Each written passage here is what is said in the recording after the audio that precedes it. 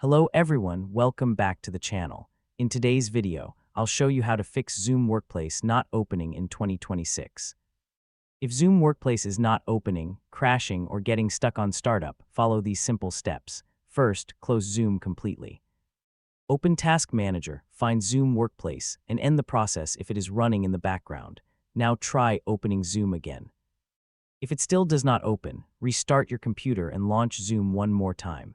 Next, open Windows Settings and go to Apps, then Installed Apps. Find Zoom Workplace in the list and click the three-dot menu. Here you can see the Uninstall option. If Zoom Workplace is not opening, you can uninstall the application and install the latest version from the official Zoom website. I'm only showing this option, and you can use it if needed. After reinstalling the latest version, open Zoom Workplace and check if it starts normally. In most cases, restarting the application or reinstalling the latest version will fix the problem. Thanks for watching. If this video helped you, please like, subscribe, and I'll see you in the next video.